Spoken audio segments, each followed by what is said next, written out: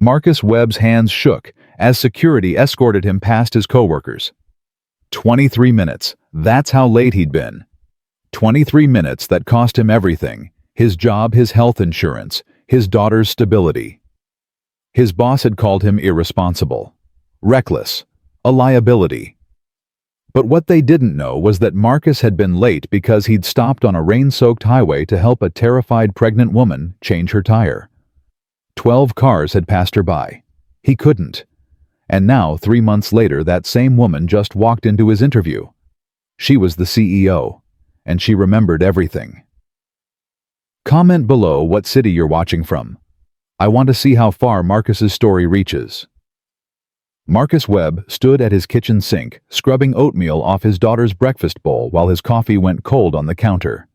The morning light filtered through the threadbare curtains of their cramped apartment, illuminating dust motes that danced like tiny ghosts. His phone buzzed for the third time. "Dad, I can't find my math homework." 10-year-old Emma's voice, carried from her bedroom, edged with the panic that came from being late. Again. Marcus closed his eyes and counted to 5 the way his late wife Rebecca had taught him during those last difficult months. Patience. Marcus. She's just a child. Check your backpack, sweetie. Front pocket. He dried his hands and grabbed his phone. 3 texts from his supervisor, Gerald Hutchins. Each one more terse than the last. Meeting with corporate at 8 a.m. sharp. Don't be late, Webb. This is your shot. Don't blow it. Marcus glanced at the microwave clock. 7:42. The drive to Grandview Logistics took 18 minutes on a good day. This promotion meant everything: a 20% raise, better hours, maybe even enough to move Emma to a safer neighborhood with better schools. He'd been angling for this operations manager position for 2 years. Found it. Emma emerged, her dark curls escaping from the ponytail he'd attempted that morning. She wore mismatched socks and her shirt was inside out. Rebecca would have noticed. Rebecca would have fixed it. Marcus felt the familiar ache in his chest, 2 years gone, and grief still ambushed him at unexpected moments. He knelt and gently turned Emma's shirt right side out. "There we go. Now you look perfect." "I miss Mom." The words came soft and simple, the way children stated facts about the weather. Marcus pulled his daughter close, breathing in her strawberry shampoo. "Me too, baby girl. Every single day." "She'd say you're going to do great at your meeting." Marcus swallowed hard. "You think so?" "I know so. Mom always said you were the best man she'd ever met." Emma pulled back and grinned, revealing the gap where she'd lost a tooth last week. "And I'm the expert on you, so." Despite everything, Marcus laughed. "Can't argue with the expert. Now grab your jacket. We're burning daylight." They made it to the truck by 7:50. Marcus's old Ford pickup coughed twice before the engine turned over. He really needed to get that looked at. Add it to the list of things he couldn't afford. The rain started 2 miles from Emma's school fat drops that splattered against the windshield faster than his ancient wipers could clear. Marcus leaned forward, squinting through the streaks. "Dad, you're doing that thing again." "What thing?" "The thing where you look worried. Your eyebrows go all scrunchy." Marcus forced his face to relax. "I'm fine, Em. Just focusing on the road." "Is it about the meeting?" "Smart kid. Too smart." "Maybe a little." "You're going to get the promotion. I already told Hannah at school that my dad's going to be a manager." The confidence in her voice made his throat tight. Emma had already lost so much. She deserved a father who could provide stability, not another disappointment.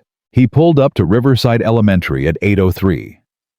"Have a good day, sweetheart. I'll pick you up at 3:15.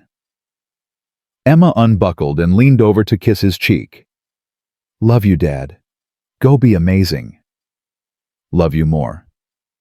He watched until she disappeared through the school doors, her purple backpack bouncing with each step. Then he checked his phone. 8:05. If traffic cooperated, he'd make it with 5 minutes to spare. The universe apparently had other plans. Marcus took Highway 47 north toward the industrial district where Grandview Logistics sprawled across 12 acres. The rain intensified, drumming against the truck's roof like impatient fingers. His windshield wipers, one of which was held together with electrical tape, struggled valiantly against the deluge. 8:15. He pressed a little harder on the accelerator. The truck's engine whined in protest. That's when he saw her. A silver sedan sat tilted on the shoulder hazard lights, flashing weakly through the rain. A woman stood beside it, one hand pressed against her lower back, the other waving desperately at passing traffic. Even through the downpour, Marcus could see she was heavily pregnant. His foot moved toward the brake instinctively. Then he caught sight of the dashboard clock. 8:17. Keep driving. You can't be late. Not today. But the woman stumbled slightly, catching herself against the car. Her face turned toward the highway, and even from 50 yards away, Marcus saw the fear written there.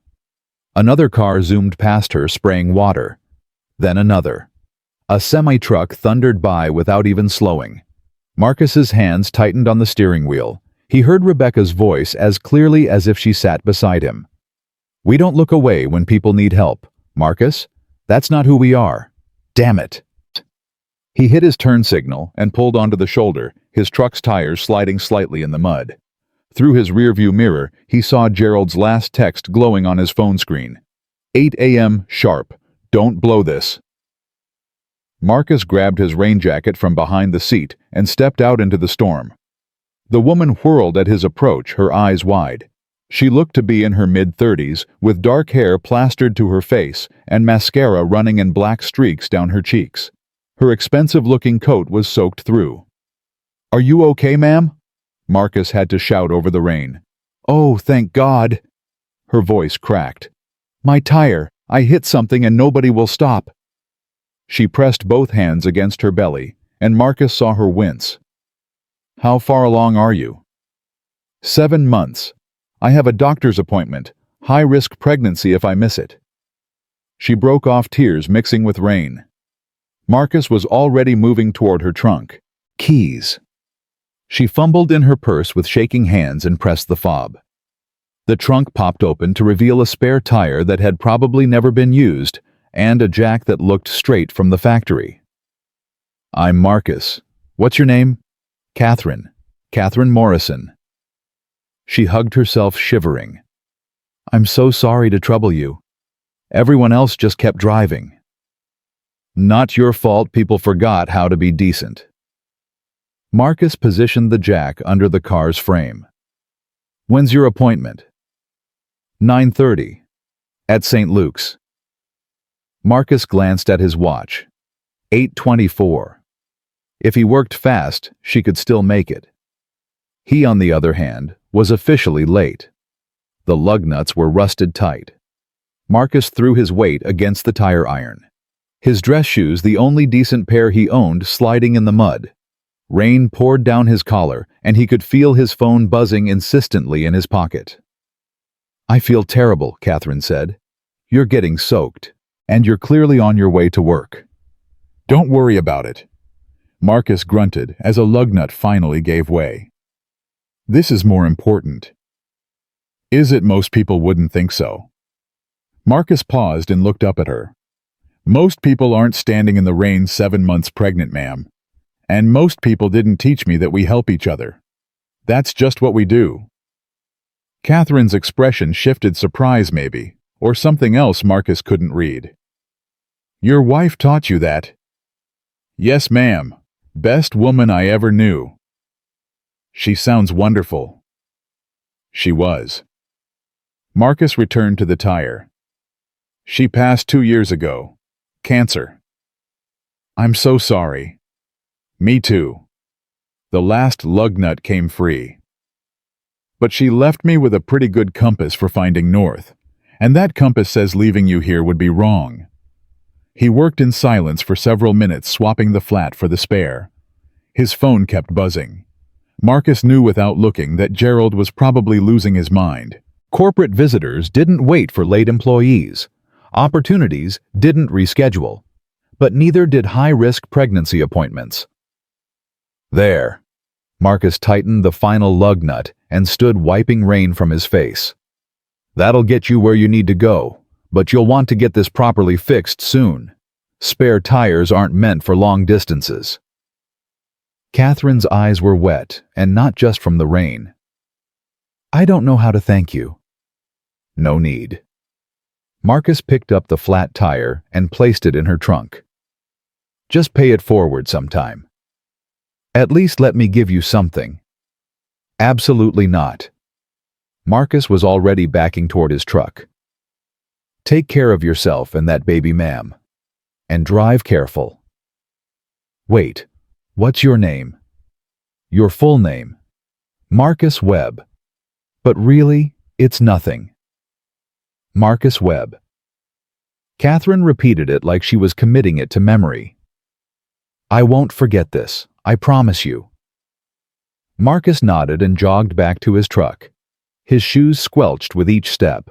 Inside the cab, he looked like he'd gone swimming in his interview clothes. His watch read 8:47. He was 47 minutes late. The drive to Grandview Logistics took 12 more minutes. Marcus rehearsed explanations in his head, each one sounding more pathetic than the last. "I stopped to help someone.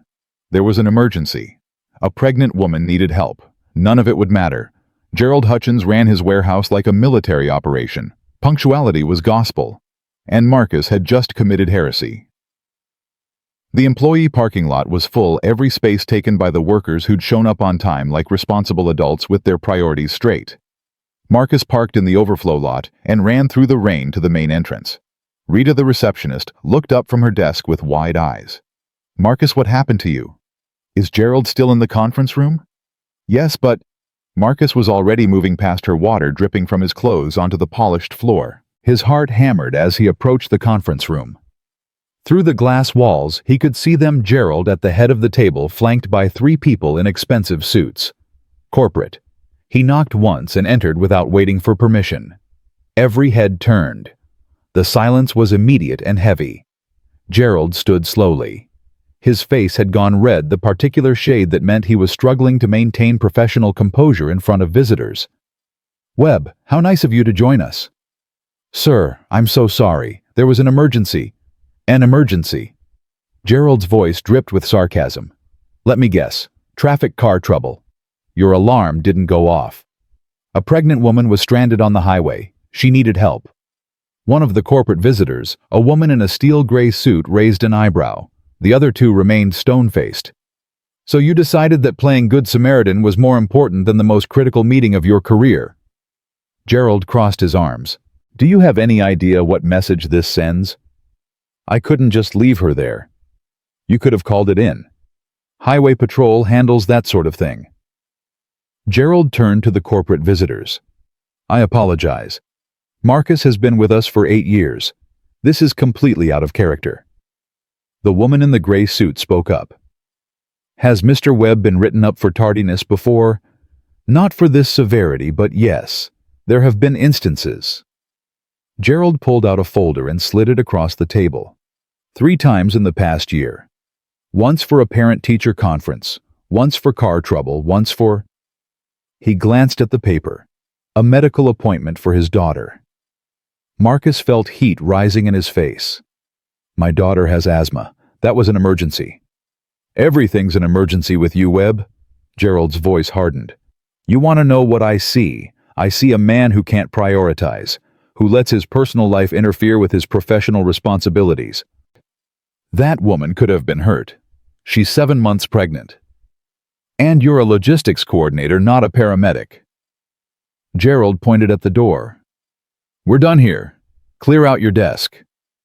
The words hit like a physical blow. Marcus heard them, understood them, but couldn't quite process them. "You're firing me. You're unreliable. We can't promote unreliability, and we sure as hell can't employ it." Gerald's face was set. "You made your choice today, Webb. Actions have consequences." The woman in the gray suit shifted in her seat. "Mr. Hutchins, don't you think—" "With respect, Ms. Chen, this is an operational decision." Gerald's tone brooked no argument. Mr. Webb's pattern of behavior speaks for itself. We need people we can count on. Marcus stood there, water still dripping from his clothes onto the carpet. In his pocket, his phone buzzed again. Probably Emma's school, wondering if he'd signed the permission slip for her field trip. "I have a daughter," Marcus heard himself say. "I need this job." "You should have thought about that before you decided to be a hero." Gerald opened the door. "Security will escort you out." The walk to his desk took forever. 15 pairs of eyes tracked his progress across the warehouse floor. Marcus could feel the weight of their judgment, their pity, their relief that it wasn't them. He packed his personal items into a cardboard box, the photo of Emma and Rebecca at the beach, his coffee mug that said, "World's Best Dad," the acceptance letter from Emma's new school that he'd been so proud of. 3 years of community college at night while Rebecca was sick. 2 years of proving himself after her death. 8 years of loyalty. Gone in 59 minutes of helping a stranger. Security, a guy named Tom, who'd played cards with Marcus during lunch breaks, escorted him to the parking lot without meeting his eyes. "Sorry, man," Tom muttered as Marcus climbed into his truck. Marcus didn't respond. What was there to say? He sat in the parking lot for 10 minutes, staring at the steering wheel. His phone showed 12 missed calls from Gerald, 3 from HR, and 1 from Emma's school. He'd also received an email with his termination paperwork attached. Due to repeated violations of company punctuality policy and failure to prioritize professional responsibilities, your employment with Grandview Logistics is terminated effective immediately. Marcus read it 3 times. The words didn't change. He thought about Catherine Morrison, safe and dry by now, probably at her doctor's appointment. He wondered if she'd made it on time. He hoped so. He hoped her baby was healthy. He hoped she never knew what her rescue had cost him. Then he thought about Emma waiting at school with her gap-toothed smile and her absolute faith that her dad was going to be amazing. How was he supposed to tell her he'd lost his job? How was he supposed to explain that doing the right thing had destroyed their stability? Marcus started the truck. The engine coughed, wheezed, and finally caught. Just like him, struggling, but still running. He had 7 hours before he had to pick up Emma. 7 hours to figure out how to explain why doing the right thing felt so much like doing the wrong thing. 7 hours to wonder if kindness was really worth the cost. As Marcus pulled out of the parking lot for the last time, rain still hammering against his windshield, he passed a billboard advertising Grandview Logistics' parent company, Morrison Holdings, building tomorrow's infrastructure today. He didn't notice the name. He was too busy wondering how he'd pay next month's rent. Marcus sat in his truck outside Emma's school watching parents stream in for pickup. His hands hadn't stopped shaking since he'd left Grandview. The cardboard box of his belongings sat on the passenger seat, like evidence at a crime scene. 3:15 came and went. Marcus couldn't make himself get out of the truck. At 3:20, Emma emerged from the building scanning the pickup line. When she spotted his truck in the back corner of the lot, her face lit up. She ran toward him, backpack bouncing. Marcus rolled down the window, forcing a smile that felt like broken glass. "Dad, how'd the meeting go? Are you the manager now?" The words hit him square in the chest. Marcus opened his mouth, but nothing came out. Emma's smile faltered. "Dad, get in, sweetie. Let's go home." The drive back to their apartment complex was quiet. Emma kept stealing glances at him, and Marcus kept his eyes on the road.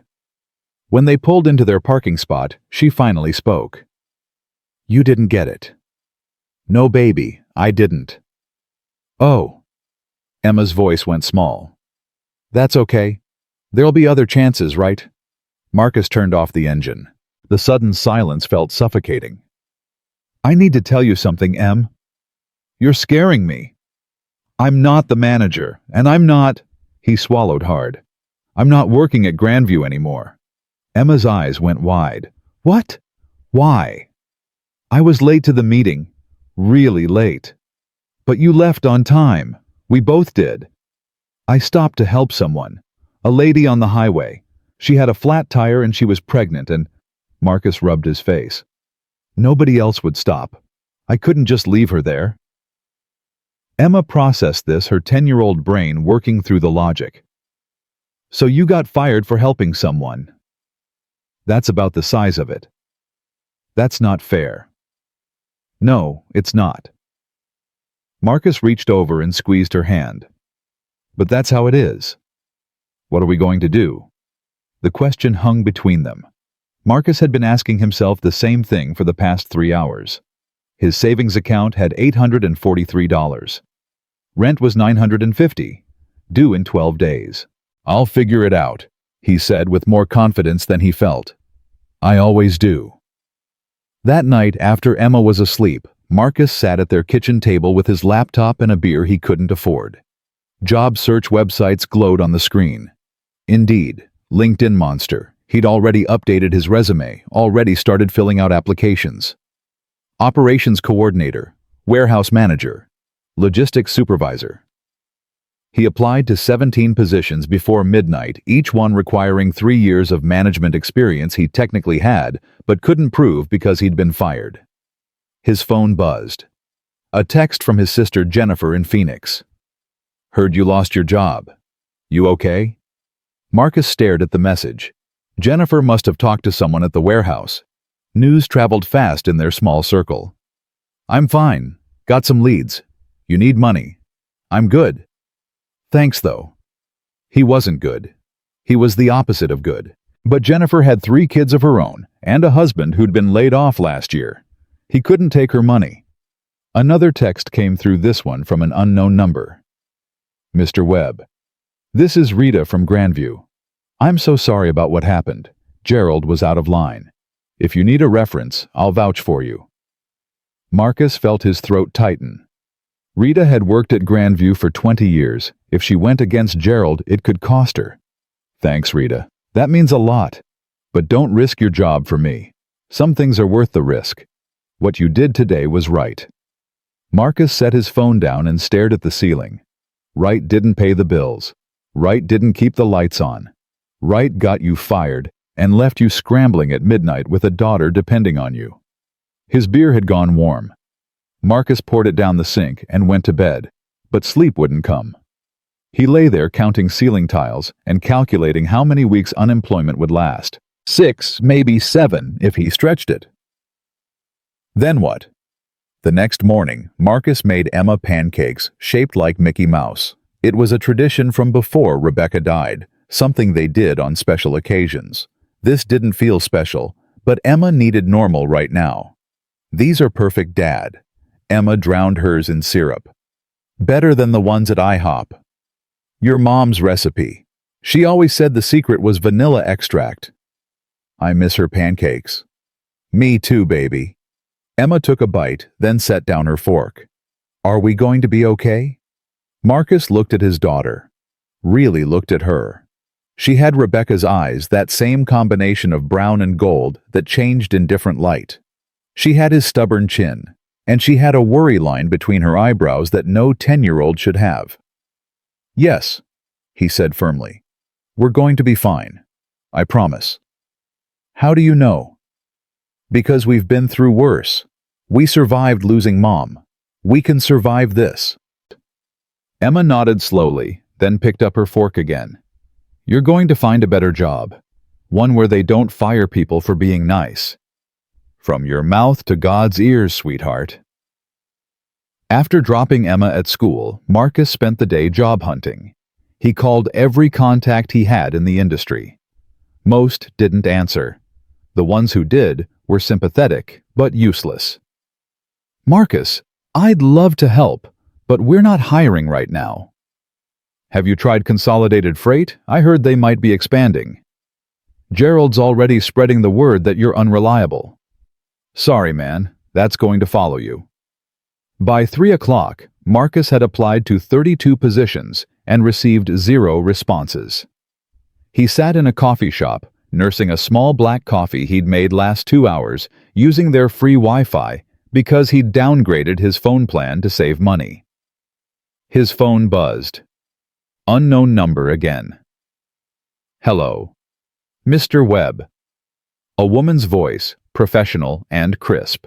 This is Diane Carter from Morrison Holdings Human Resources. Do you have a moment? Marcus sat up straight. Morrison Holdings, the parent company on that billboard. Yes, absolutely. We received your application for our logistics consultant position. Your background is impressive. Would you be available for an interview tomorrow at 10? Marcus pulled up his email. He didn't remember applying to Morrison Holdings. But then again, he'd applied to so many places last night. Yes, I'm available. Excellent. Our offices are at 1800 Commerce Street, 15th floor. Ask for me at reception.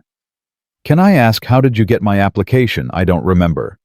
Your resume came through our general submissions. We're always looking for talent. Diane's tone was pleasant, but gave nothing away. See you tomorrow, Mr. Webb? She hung up before Marcus could ask anything else. He sat there staring at his phone, trying to remember if he'd applied to Morrison Holdings. The company was huge commercial real estate logistics manufacturing, way out of his league. But an interview was an interview. He couldn't afford to be picky. That night, Marcus pressed his only other dress shirt and laid out his clothes. Emma helped him pick a tie. The blue one, she said decisively. Mom always said blue made your eyes look trustworthy. Your mom said that? Yep. She told me lots of things about you before she got too sick to talk much. Marcus had to look away. 2 years, and grief still snuck up on him. What else did she say? That you were the best man she ever knew. That you always did the right thing even when it was hard. That I should be proud of you. Emma held up the tie. And that this tie makes you look like a boss. Marcus laughed despite everything. Well then, blue tie it is. The next morning, he dropped Emma at school early and drove to downtown. Morrison Holdings occupied a gleaming high-rise that made his old warehouse look like a shed. Marcus rode the elevator to the 15th floor, trying not to feel underdressed next to the executives in their designer suits. The reception area was all glass and chrome. A young woman behind the desk smiled at him. Marcus Webb for Diane Carter. Of course, she's expecting you. Second door on the left. Diane Carter turned out to be a black woman in her 50s with kind eyes and a firm handshake. Her office was smaller than Marcus expected, more functional than flashy. Thank you for coming in, Mr. Webb. Please sit. Marcus sat in the leather chair across from her desk, his resume folder clutched in his hands. I'll be honest with you, Mr. Webb. This interview is a formality. Marcus's stomach dropped. A formality? We'd like to offer you the position. He blinked. I'm sorry, what? Diane smiled. The position of logistics consultant. 6-month contract to start with possibility of permanent placement. $58,000 annually, full benefits, flexible hours. Marcus did the math in his head. That was $12,000 more than he'd been making at Grandview. I don't understand. You haven't even interviewed me. Someone already vouched for your character, very persuasively. Diane pulled out a file. I understand you were recently terminated from Grandview Logistics. Yes, ma'am. I was late to a meeting. Because you stopped to help someone. Marcus shifted in his seat. How did you know that? The person you helped told us. Diane leaned forward. Mr. Webb, Morrison Holdings is a large company. We employ over 15,000 people across 6 states. But we were founded on a simple principle: people matter, not just profit margins or efficiency ratings. People. I appreciate that, but Catherine Morrison is our CEO. She's also the woman whose tire you changed 3 days ago. The words hit Marcus like a freight train. What? She called me personally. Told me about a man who stopped in the rain when nobody else would. Who got himself fired for doing the right thing. She asked me to find you and offer you this position. Marcus sat back, his head spinning. This is charity. No. Diane's voice was firm. This is recognition. Mrs. Morrison looked at your background, your experience, your performance reviews from before yesterday. You're qualified for this position. What happened at Grandview was unjust, but it doesn't change your value." "I can't." Marcus struggled for words. "I can't accept a job just because I helped someone. That's not right." "Why not?" "Because I didn't help her to get something out of it. I helped her because she needed help." Diane smiled. "That's exactly why Mrs. Morrison wants you here. Mr. Webb, do you know how many people drove past her that morning? 12. She counted. 12 people saw a pregnant woman in distress and chose not to stop. You were number 13. Marcus thought about that moment on the highway. The rain. Catherine's frightened face. The decision that had seemed so simple. "I have a daughter," he said quietly. "I can't afford to make mistakes right now." "Then don't. Take this job. Prove you deserve it. If after 6 months we're not satisfied, we part ways. But I have a feeling you're exactly who we need." "This feels too easy." "Easy." Diane raised an eyebrow. "You lost your job for being kind. You've spent 3 days panicking about how to support your daughter. You're sitting here arguing against accepting help because you're too proud, or too scared, or too decent. That doesn't sound easy to me."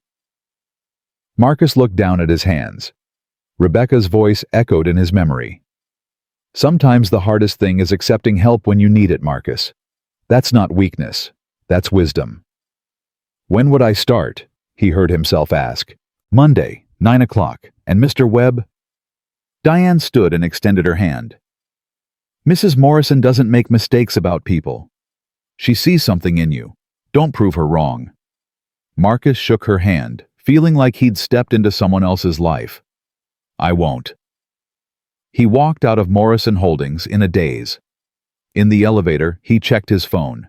3 missed calls from Emma's school. His heart lurched. He called back immediately. "This is Marcus Webb.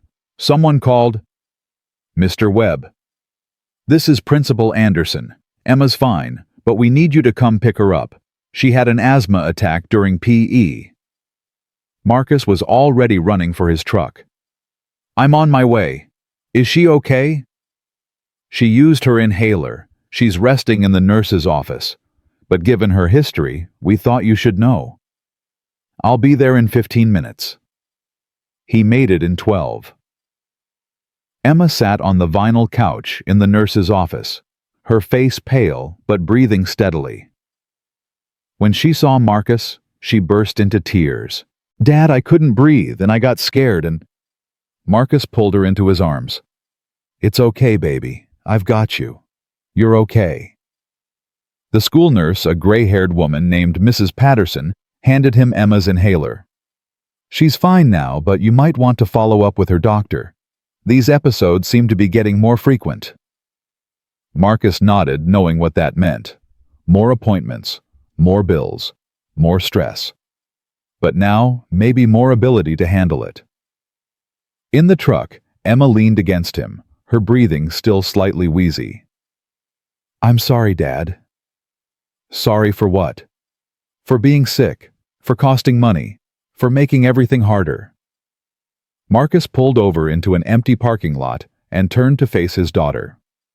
"Emma Rebecca Webb, you listen to me. You are not a burden. You are not a cost.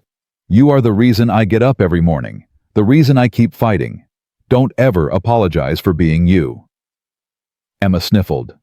"Did you get the job?" "Which job?" "The interview. This morning." Marcus had almost forgotten in the rush to get to her.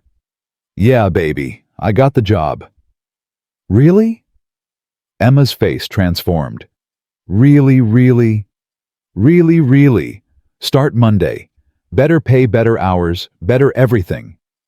Emma threw her arms around his neck. "See, I told you everything would be okay. Mom's watching out for us." Marcus held his daughter and looked out at the gray sky. Maybe Rebecca was watching. Maybe it was just dumb luck. Maybe it was Catherine Morrison's way of paying back a kindness. Whatever it was, Marcus felt something he hadn't felt in 3 days' hope. That evening, after Emma was asleep, Marcus's phone rang. Unknown number. Again. Hello. Mr. Webb. This is Catherine Morrison. Marcus sat up straight. Mrs. Morrison, I thank you. I don't know what to say. You don't have to say anything. I wanted to call personally, to explain. Diane said you vouched for me. That's already more than... I did more than vouch.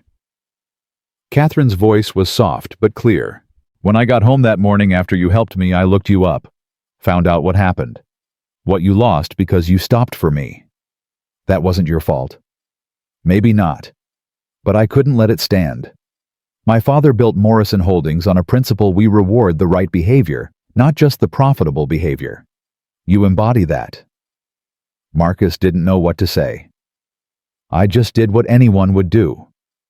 No, you did what anyone should do. There's a difference. Catherine paused.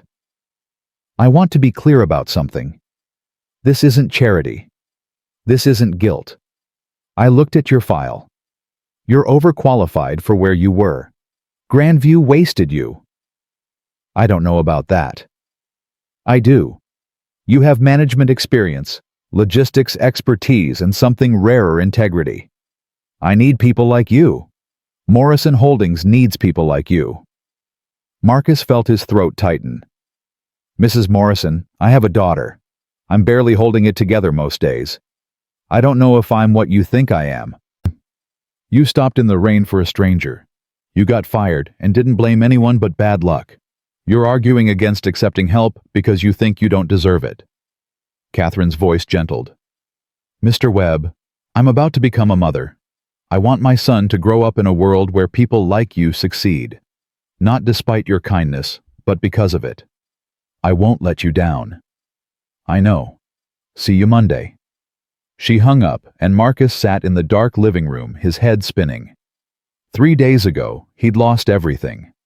Now he had a job that paid more, offered flexibility, and came with a boss who valued the same things he did.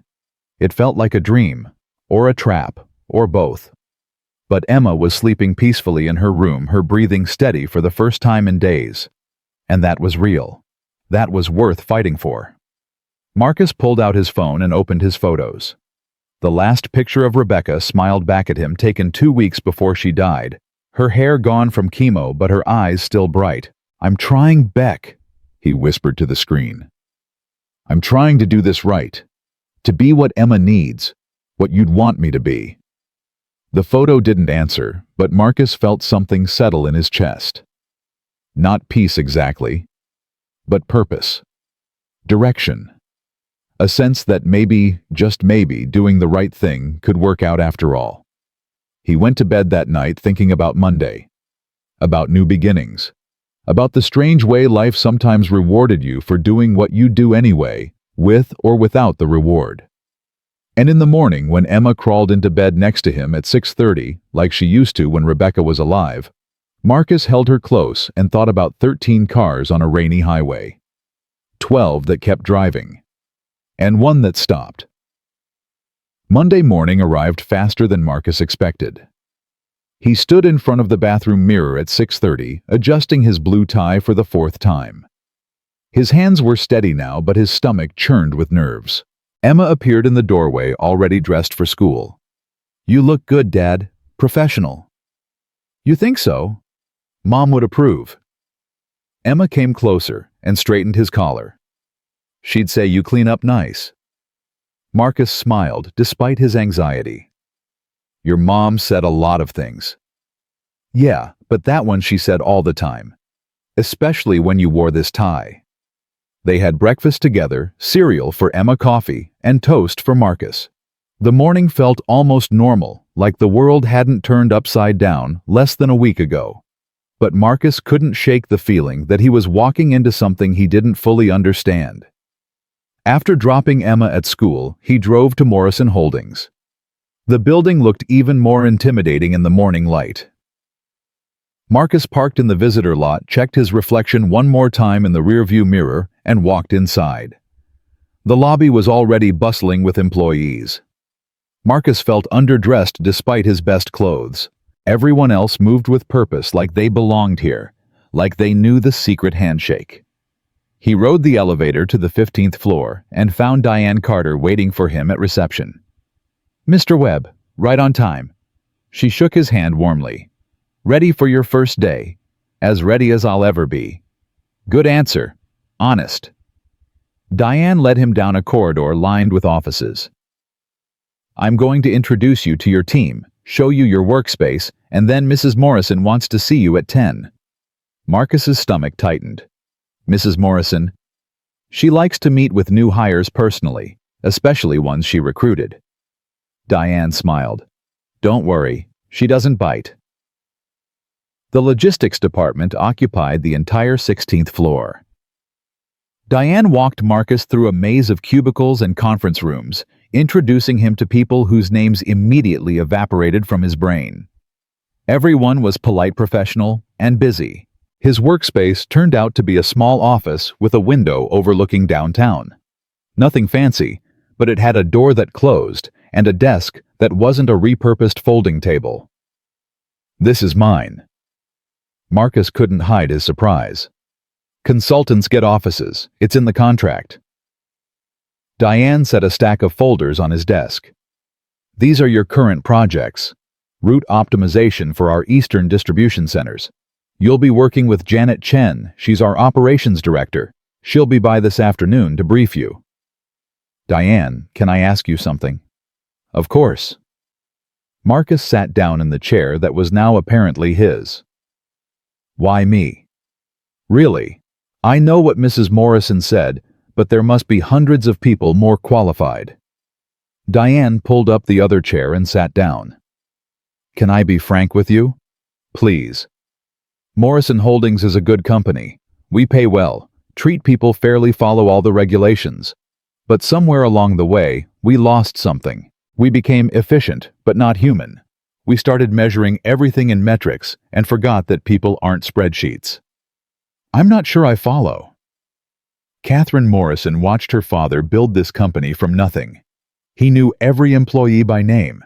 He showed up to weddings and funerals.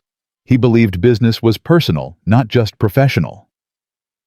Diane folded her hands. "When he passed 2 years ago, Catherine took over. She's brilliant, but she inherited a corporate culture that had drifted from those values. She's been trying to course correct.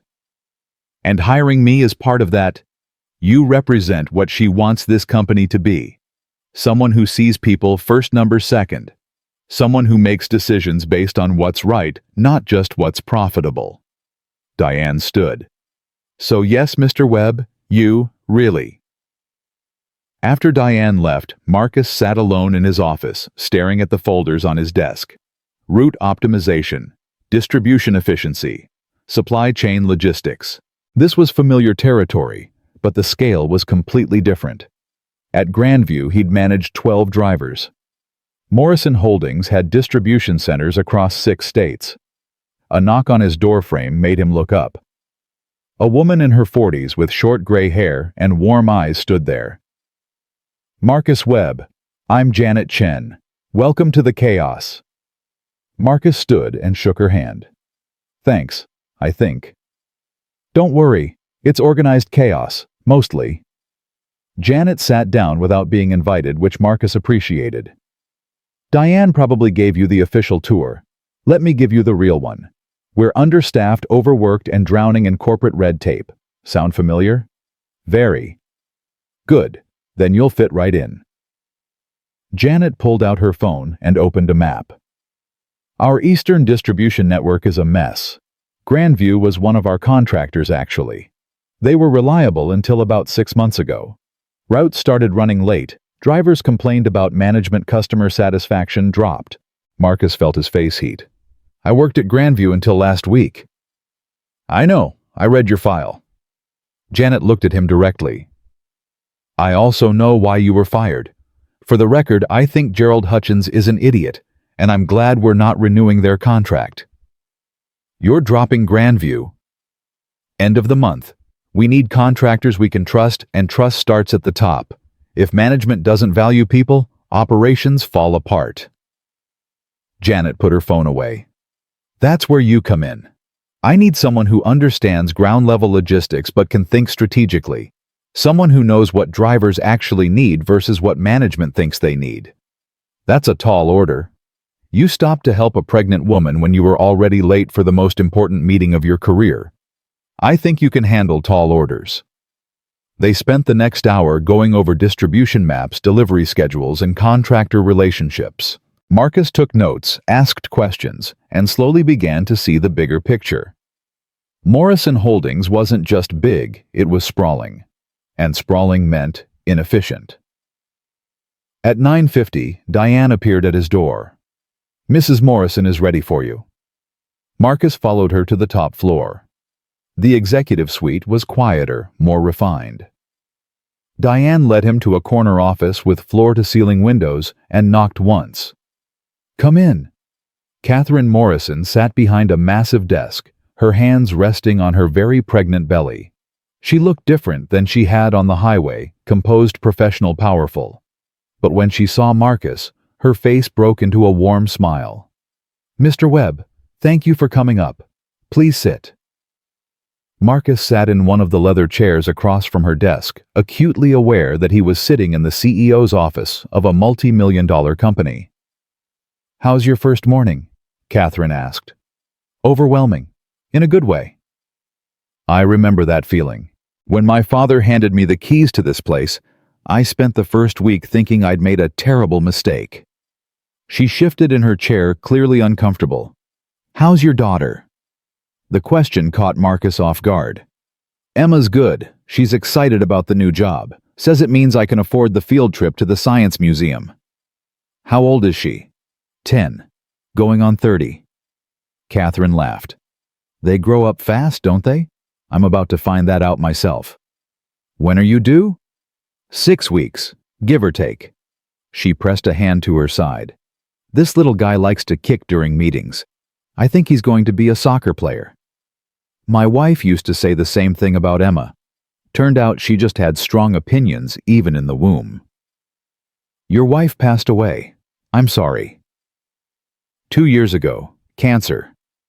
Marcus still hated saying the word. "She fought hard. But some fights you can't win." "You're raising your daughter alone." "Trying to.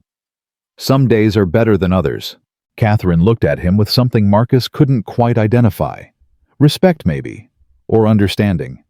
"Mr. Webb, I want to be clear about something. This job isn't charity. You're here because you're qualified, and because I believe you can help us solve real problems. But I also want you to know that I understand what it's like to be afraid." "Ma'am." That morning on the highway I was terrified. Not just because of the tire, because I'm doing this alone too. High-risk pregnancy, no partner, first child at 37. Everyone told me I was crazy to get pregnant without a husband. But I wanted this baby more than I wanted other people's approval.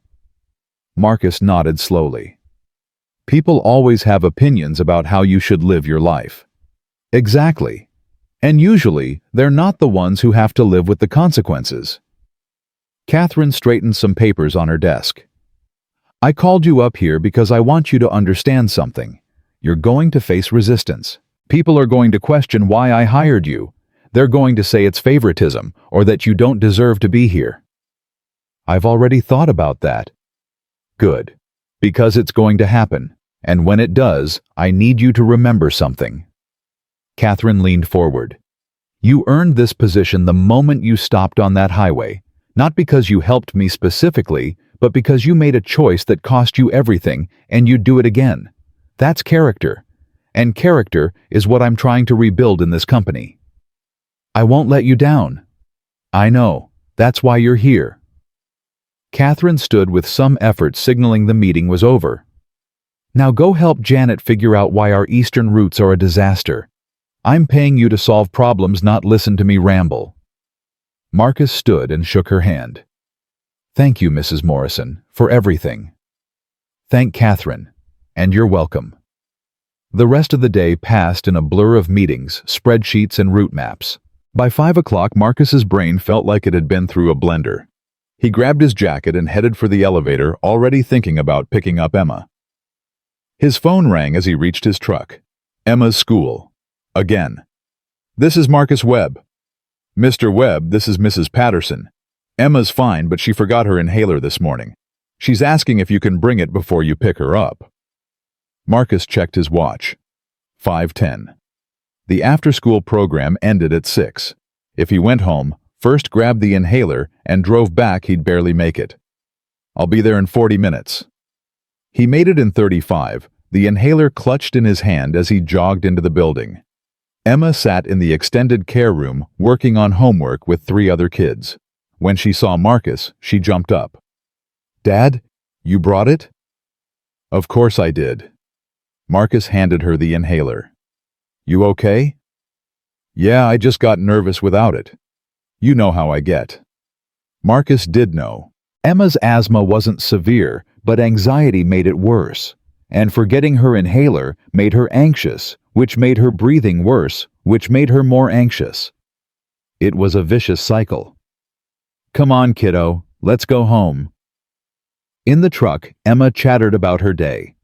A test she'd aced, a boy who'd pulled her hair at recess, a book she wanted to read.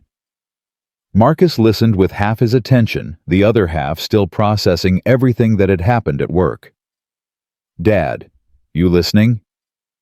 Sorry, baby. Just thinking about the new job. Is it hard? Different, bigger, more complicated. Marcus turned onto their street. But I think I can handle it.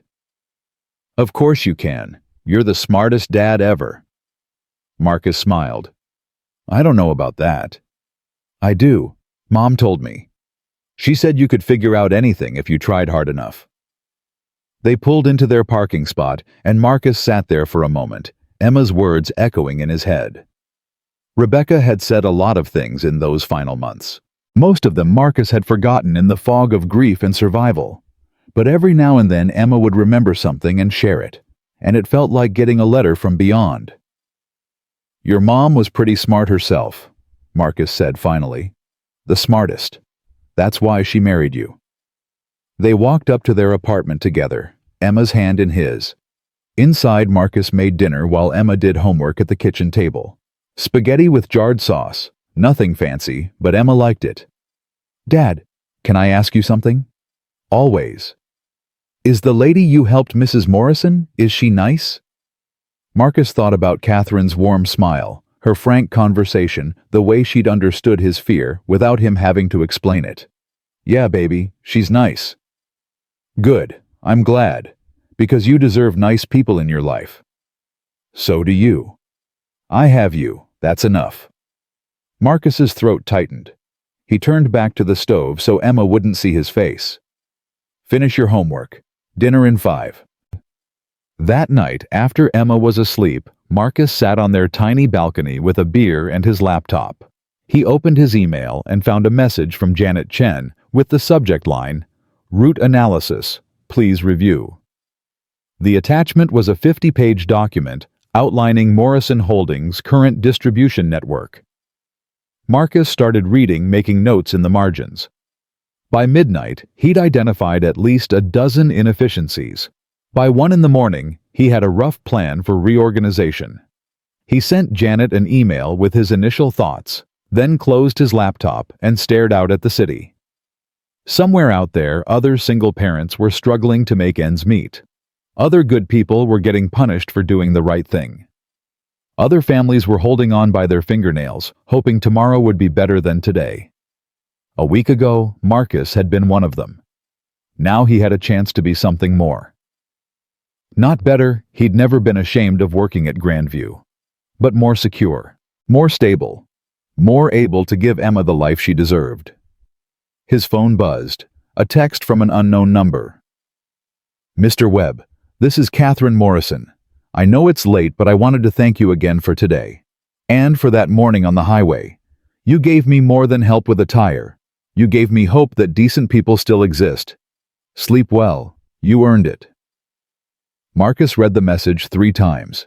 Then he typed a response. Thank you for the chance to prove I'm worth the risk.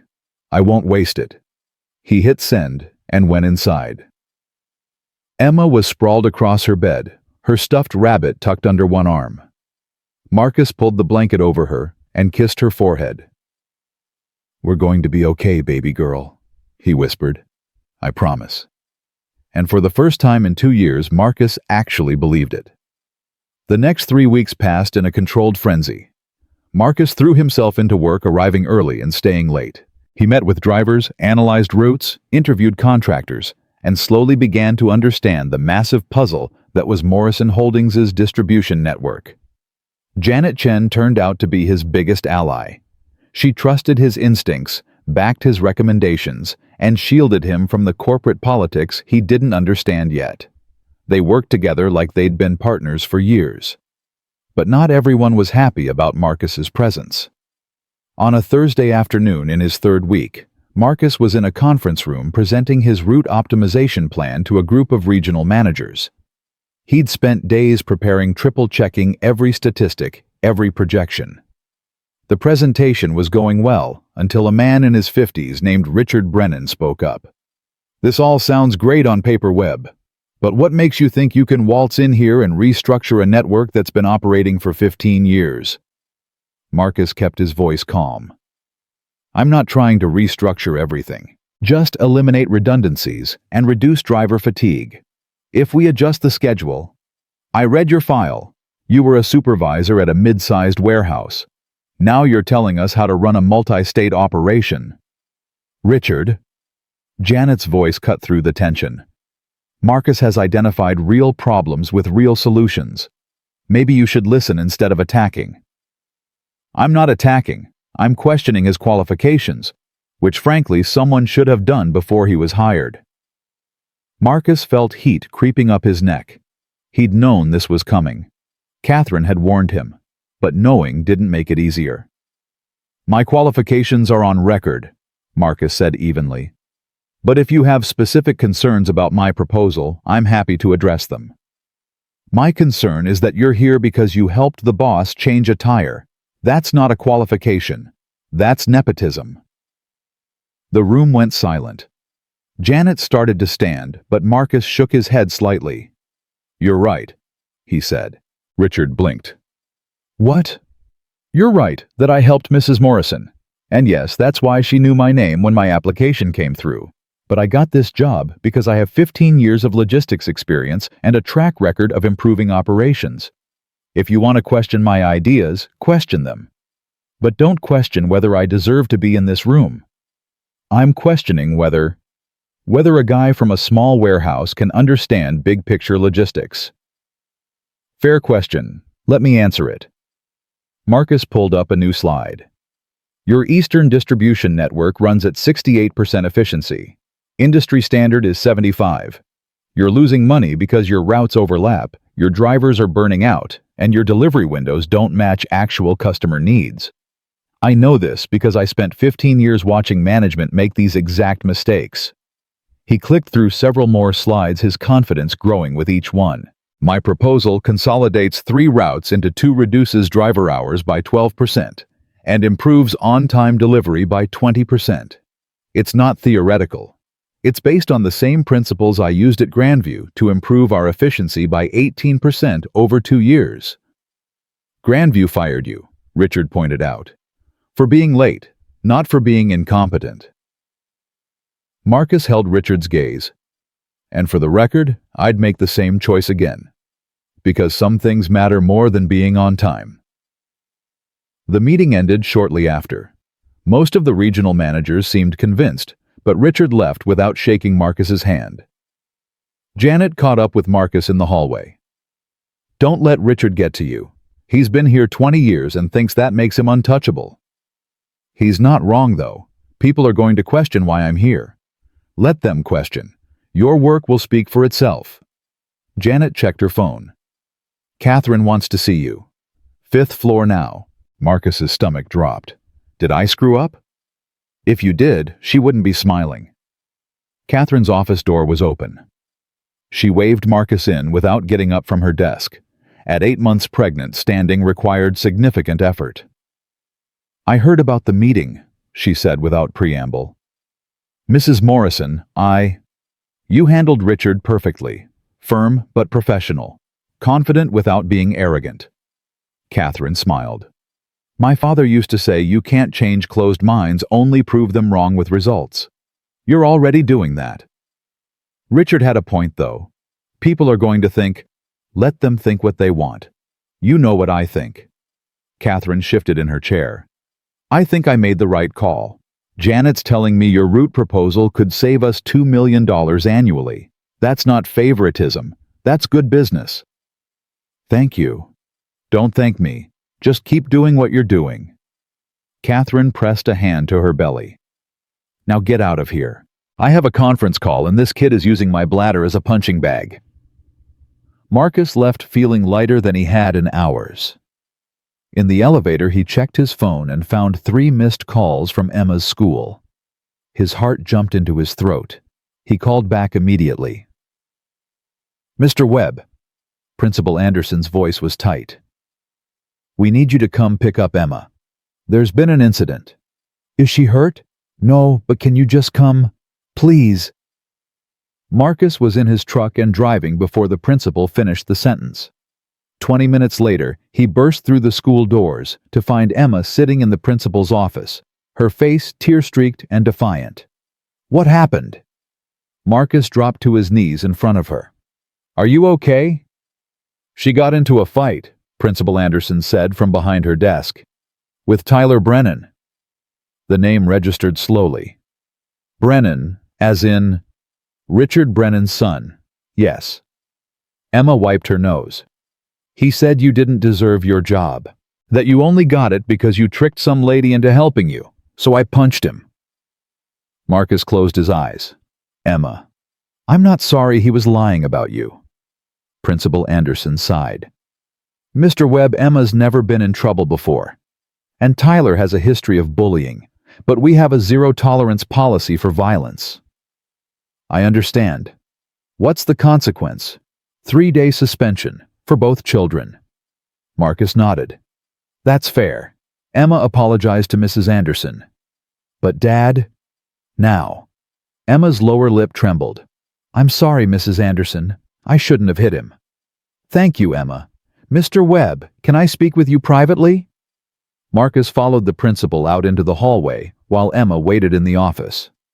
Mr. Webb, I want you to know that Tyler said some very cruel things. Emma was defending you. I understand that. Principal Anderson folded her arms. But she needs to learn better ways to handle conflict. She will. I'll talk to her. There's something else. Tyler's father called. He's threatening to sue. Marcus felt like he'd been punched. Sue? For what? Emotional distress, physical assault. He's claiming Emma's behavior reflects poor parenting and unstable home environment. Principal Anderson's face showed what she thought of that. I told him it was ridiculous, but I wanted you to know. Of course he is. Marcus rubbed his face. Thank you for the warning. In the truck, Emma stared out the window, silent tears streaming down her face. Marcus drove for several minutes before pulling into a park and turning off the engine. Talk to me, Em. He said you were a loser, that you got fired for being stupid. That his dad says you're not qualified and you only got hired because you lied to some pregnant lady. Marcus's hands tightened on the steering wheel. And you punched him. I had to, Dad. He was saying terrible things. No. Marcus turned to face her. You didn't have to. You chose to. There's a difference. But he was lying. Probably, but you know what, his opinion doesn't matter. Neither does his father's. Marcus reached over and wiped Emma's tears. I know who I am. I know what I've done. And I know I'm doing my best. That's enough. It's not fair. You help people and they say mean things and act like you're nothing. Yeah, sometimes that's how it works. Sometimes you do the right thing and people punish you for it. But you still do it.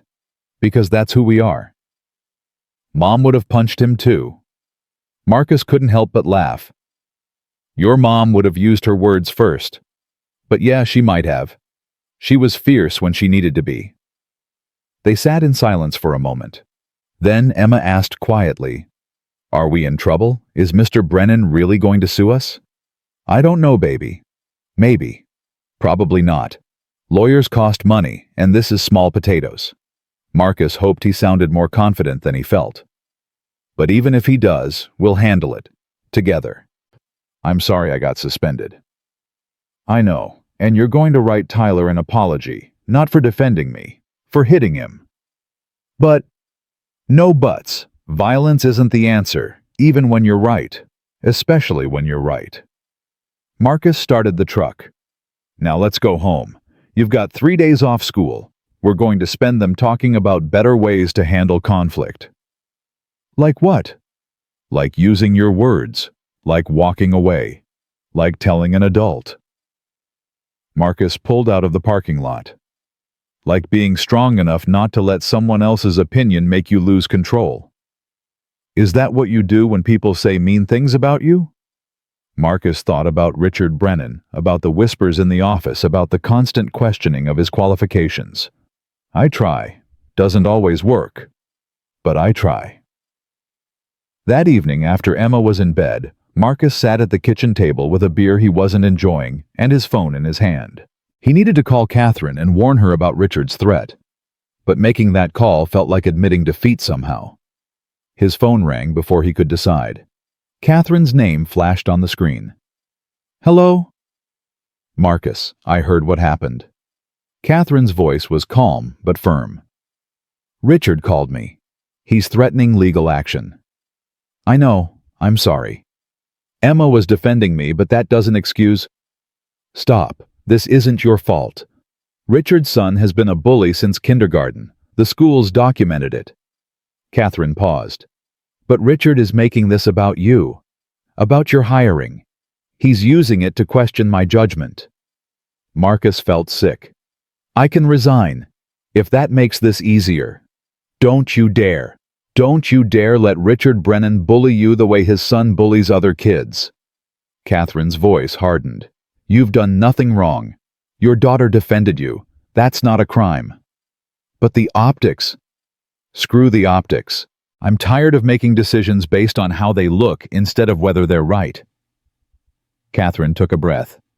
Marcus, I want you to listen to me. Richard doesn't care about his son. He cares about control.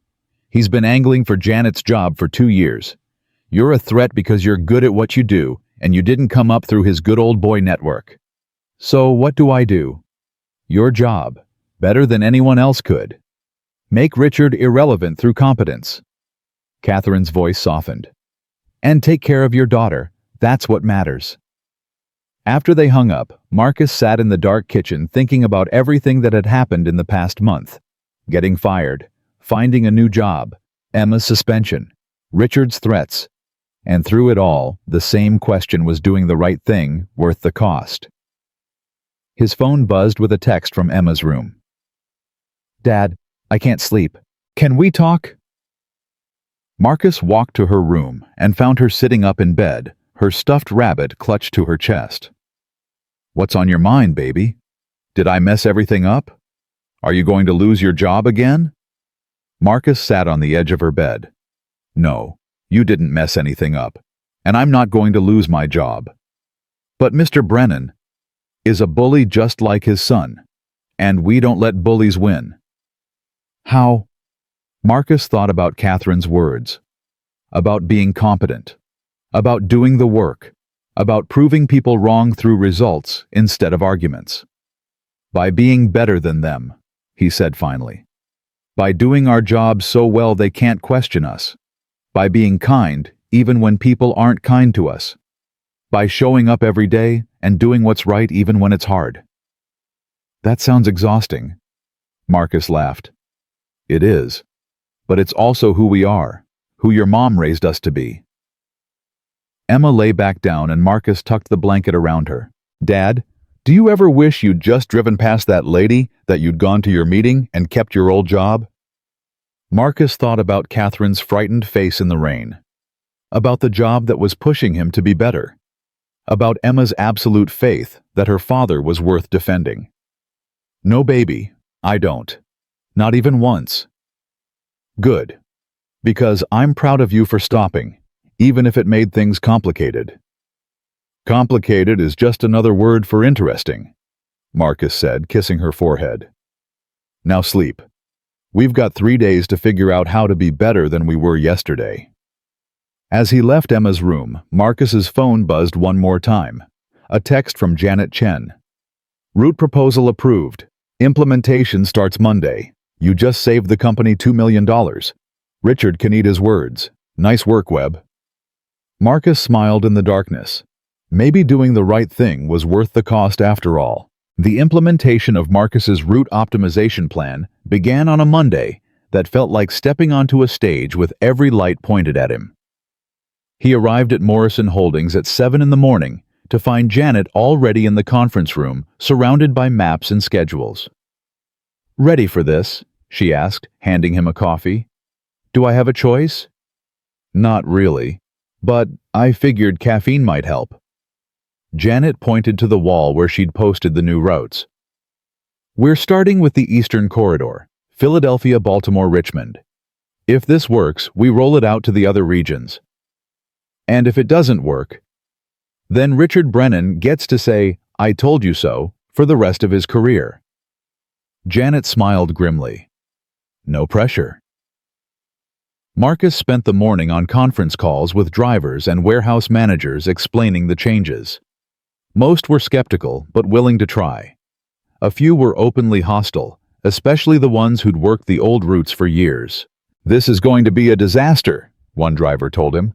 "You're asking us to cover more ground in less time. That's not optimization. That's exploitation." "Actually, you're covering less ground," Marcus explained patiently. "The old route had you backtracking through Baltimore twice. The new route eliminates that redundancy. You'll finish 30 minutes earlier. On paper maybe. Real world's different. Then let's test it. Give it 2 weeks. If I'm wrong, we go back to the old system." The driver grunted something non-committal and hung up. Marcus rubbed his temples and reached for his coffee, now cold. "That sounded fun," Janet said from the doorway. "He thinks I'm an idiot." "He thinks everyone's an idiot. Don't take it personally." Janet sat down across from him. "Listen, change is hard, especially for people who've been doing things the same way forever. But your numbers are solid. Give it time." Time was exactly what Marcus was worried about. He had 3 weeks before his contract review. 3 weeks to prove he deserved this job. 3 weeks before Catherine decided whether to make his position permanent. And Richard Brennan was watching every move, waiting for him to fail. That afternoon, Marcus left work early to pick up Emma from her first day back after suspension. He found her sitting on the school steps alone, her backpack clutched in her lap. "Hey, kiddo. How was it?" Emma shrugged and climbed into the truck without speaking. Marcus waited until they were on the highway before trying again. "That bad, huh? Nobody would talk to me. Tyler told everyone I was crazy. That my dad's a fake who tricks old ladies for money." Marcus's hands tightened on the steering wheel. "Did you talk to your teacher?" "What's the point? Tyler's dad donates money to the school. Mine got fired." Emma stared out the window. "I just want to be invisible." "I know that feeling. Really. Really. When your mom died, I wanted to disappear. Didn't want people's pity or their questions or their awkward attempts to make me feel better. I just wanted to be left alone." "What changed?" Marcus thought about that. "You did. I realized I couldn't be invisible because you needed me visible. Present. There." He glanced at Emma. "And I realized that hiding doesn't make the hard stuff go away. It just makes you lonely while you're dealing with it." Emma was quiet for a moment. "Tyler's wrong about you, you know. You didn't trick anybody. You helped somebody. That's different." "I know it is. And you know it is. That's what matters. But other people? Other people will believe what they want to believe. We can't control that. We can only control how we respond." Marcus pulled into their apartment complex. "And we respond by being so decent, so honest, so obviously good, that eventually, even the people who want to think badly of us Can't deny the truth. That sounds hard. It is. But your mom used to say the hard things are usually the important things. They made dinner together that night, Emma measuring ingredients while Marcus stirred. It was almost normal, almost like the life they'd had before everything fell apart. Almost, but not quite, because Rebecca's absence was still a presence in every room. "Dad," Emma asked as they sat down to eat, "do you think Mom would be proud of us?" Marcus looked at his daughter, her serious face, her worried eyes, her fierce loyalty that had gotten her suspended. "I think she'd be proud of you for standing up for what's right, and she'd probably tell me to stop being so nervous about my job and trust that I know what I'm doing." She was smart like that. Yeah, she was. After Emma went to bed, Marcus opened his laptop to check the first day's data from the route implementation. His phone rang before he could pull up the reports. Catherine's name flashed on the screen. "Mrs. Morrison, is everything okay?" "Define okay." Catherine's voice was strained. "I'm at the hospital. Baby decided 3 weeks early was close enough." Marcus sat up straight. "Are you all right? Do you need anything?" "I'm fine. Baby's fine. Everything's progressing normally, just faster than expected." She paused, and Marcus heard medical equipment beeping in the background. "I called because I won't be in the office for the next few weeks. Obviously. Janet will be acting director, but I wanted you to know directly. Thank you for telling me, and congratulations." "Don't congratulate me yet. I haven't actually pushed him out." Catherine laughed, then gasped. "Okay, that was a contraction. I should go." "Marcus?" "Yes. Don't let Richard intimidate you while I'm gone. Your route plan is sound. Trust yourself." After she hung up, Marcus sat in the dark living room thinking about trust. He'd trusted Gerald Hutchins to be fair, and that had backfired. He'd trusted his own judgment about stopping to help Catherine, and that had cost him everything before giving him something better. Now he had to trust himself to succeed in a job he still wasn't entirely sure he deserved. The next 2 weeks were brutal. Marcus monitored the route changes, obsessively checking in with drivers multiple times a day. The data started coming in slowly, then faster. Delivery times, fuel consumption, driver satisfaction, customer feedback, and the numbers were good, better than good. By the end of the first week, on-time deliveries were up 18%. Fuel costs were down 12%. Drivers reported less fatigue and better morale. But Richard Brennan wasn't convinced. 2 weeks isn't long enough to see real patterns, he told the regional managers during a review meeting. Give it a month and watch everything fall apart. Webb's making drivers cut corners to hit these numbers. It's unsustainable. Marcus kept his voice calm. The drivers aren't cutting corners. They're following more efficient routes. And the customer satisfaction scores back that up. We're getting positive feedback. Customer satisfaction is a lagging indicator. Wait until the complaints start rolling in. Janet jumped in. Richard, the data speaks for itself. Unless you have specific concerns about the methodology. My concern is that we're letting an untested consultant overhaul a system that's worked for 15 years based on 2 weeks of cherry-picked data. Cherry-picked. Marcus felt his patience slipping. These are comprehensive reports from every driver, every route, every delivery. If you want to see the raw data, I don't need to see anything. I know how this works. You make things look good short term, get your contract renewed, and then everything falls apart after you're locked in. The accusation hung in the air. Marcus felt everyone's eyes on him. This was the moment he realized. Either he backed down or he stood up. You're right, Marcus said quietly. Richard blinked. What? You're right that 2 weeks isn't conclusive, so let's make a deal. Give it 4 more weeks, 6 weeks total. If the numbers hold, we expand the program to other regions. If they don't, I'll resign. The room went silent. Janet stared at him like he'd lost his mind. Marcus, you don't have to, she started. Yes, I do. Marcus looked directly at Richard. You think I don't belong here? Fine. Let me prove I do. 6 weeks. Full transparency. If I fail, I walk. No severance, no complaint. Deal. Richard smiled slowly. Deal. Janet, you're a witness. 6 weeks from today, we review the data. If it's not holding, Webb's gone. After the meeting, Janet cornered Marcus in the hallway. What the hell were you thinking? You just bet your job on a pilot program. I bet my job on my work being good enough to speak for itself. Marcus leaned against the wall, suddenly exhausted. Richard was never going to accept any amount of data. This way, there's a clear finish line. Either I make it or I don't. And if you don't, then I find another job. But at least I'll know I tried. Janet shook her head. You're either very brave or very stupid. Can't it be both? That evening, Marcus told Emma about the deal over dinner. She listened carefully, her fork paused halfway to her mouth. So you could lose your job again? Technically, yes, but I don't think I will. The numbers are solid.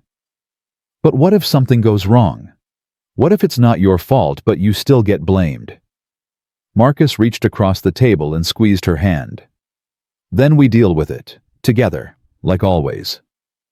I don't want to move again. I like my school, even if Tyler's a jerk. We're not going to move, I promise. You can't promise that. Emma was right, and they both knew it. Marcus had learned the hard way that promises about the future were fragile things easily broken by circumstances beyond your control. You're right. I can't promise that. But I can promise that whatever happens will be okay. Because we have each other. Emma nodded slowly, then went back to eating. But Marcus could see the worry in her eyes, the same worry that kept him up at night. The next 4 weeks crawled by. Marcus lived at the office, monitoring every metric, troubleshooting every problem.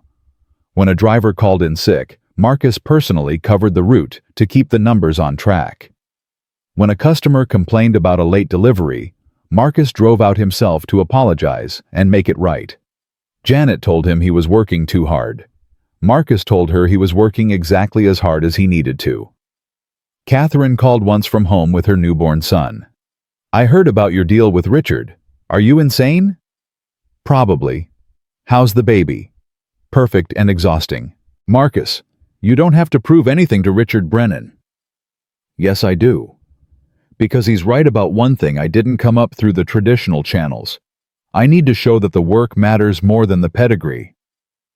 You're going to burn out. I'll rest when the 6 weeks are up.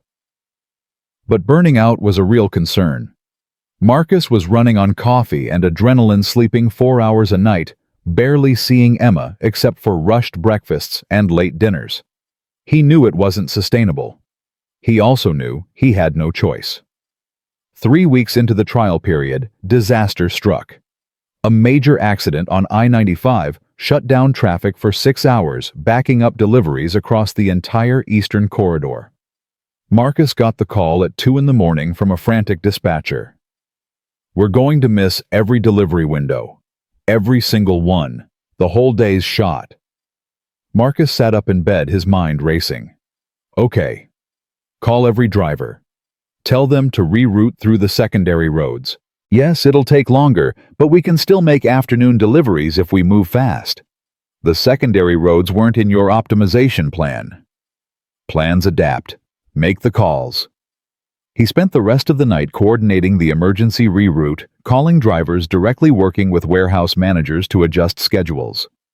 By morning, he'd salvaged most of the deliveries, but the damage to his numbers was significant. Richard sent an email before 8 a.m. Interesting day yesterday. Looking forward to seeing how this affects the 6-week review. Marcus deleted it without responding. He had bigger problems. Emma found him at the kitchen table that morning, his laptop open, his coffee untouched and cold. Dad, you okay? Just tired, baby. You look more than tired. You look sick. I'm fine. Just a rough night at work. Emma sat down across from him. Is it the 6-week thing? Is it going bad? Marcus wanted to lie to protect her from his stress. But Emma deserved honesty. Yesterday was rough, but we recovered. It's going to be close. What happens if you lose? We figure it out, same as always. I'm scared, Dad. Me too, kiddo. Me too. The final week arrived with Marcus's nerves stretched to breaking. He'd done everything he could. The numbers were strong despite the I-95 incident. Driver satisfaction remained high. Customer complaints were down. But Richard had 6 weeks of data to pick apart, and Marcus knew he'd find every flaw. The review meeting was scheduled for Friday at 10 a.m. Marcus barely slept Thursday night. He arrived at the office at 6, reviewed his presentation one more time, and waited. Catherine showed up at 9:30 with her baby in a carrier. She looked exhausted, but determined. "You came back," Marcus said, surprised. "For this wouldn't miss it." Catherine adjusted the carrier. "Meet James. James, this is Marcus, the man who helped Mommy when you were still cooking." The baby yawned, unimpressed. Marcus couldn't help but smile. "He's beautiful. Congratulations." "Thanks. Now let's go make sure Richard Brennan doesn't destroy a good man's career." The conference room was packed. Every regional manager was there, along with Janet Diane from HR, and several executives Marcus had never met. Richard sat at the head of the table looking confident. "Shall we begin?" Catherine took her seat, James sleeping peacefully against her chest. "Mr. Webb, the floor is yours." Marcus stood and opened his presentation. His hands were steady, but his heart hammered against his ribs. Everything came down to this. 6 weeks ago, I proposed a route optimization plan for our eastern corridor. The goals were simple: reduce costs, improve efficiency, and maintain or improve service quality. Here are the results. He clicked through the slides, letting the data speak. On-time deliveries up 21%. Fuel costs down 15%. Driver overtime reduced by 30%. Customer satisfaction up 18%. Even accounting for the I-95 incident, the numbers were undeniable. Over 6 weeks, this program has saved Morrison Holdings approximately $230,000 in operational costs. Annualized, that's over $2 million. And more importantly, our drivers are happier, our customers are satisfied, and our system is more resilient to disruptions. Richard leaned forward. "Tell me about the I-95 incident." "A 6-hour traffic shutdown. We lost half a day's deliveries." "Which tanked your numbers." "Which tested our adaptability. We rerouted through secondary roads, salvaged 70% of deliveries, and still came in under budget for the week." Marcus held Richard's gaze. "The plan didn't fail. It adapted. That's the difference between a good system and a rigid one. Or it's luck. Then let's keep being lucky. Because the data from the other 5 weeks shows consistent improvement across every metric." One of the executives Marcus didn't know spoke up. "Mr. Webb, what's your recommendation for next steps?" "Roll it out to the central and western regions. Adapt the model to their specific needs. Train local managers to continue optimization as conditions change. This isn't a one-time fix. It's a framework for continuous improvement. And you believe you're qualified to oversee that expansion." Marcus thought about Gerald Hutchins firing him, about Catherine stopping on the highway, about Emma punching Tyler Brennan, about every moment that had led him to this room. "Yes, I do. Because I don't just understand logistics. I understand the people who make logistics work. And that's what makes the difference." Catherine stood carefully supporting James with one arm. "I've heard enough. All in favor of expanding Mr. Webb's program and offering him a permanent position as Director of Operations Optimization." Hands went up around the table. Janet's immediately. Diane's. The unknown executives. Even a few of the regional managers who'd been skeptical. Richard's hand stayed down, but he was outnumbered. "Motion carries." Catherine smiled at Marcus. "Congratulations, Director Webb. Try not to bet your job again. It's bad for my blood pressure." The room cleared quickly after that. Marcus stood alone by the window trying to process what had just happened. Director. Permanent position. He'd actually done it. "You okay?" Janet appeared beside him. I think so. Still processing. You earned this. Don't let anyone tell you otherwise. She squeezed his shoulder. Now go home. Spend time with your daughter. Take a weekend off. That's an order. Marcus drove home in a daze.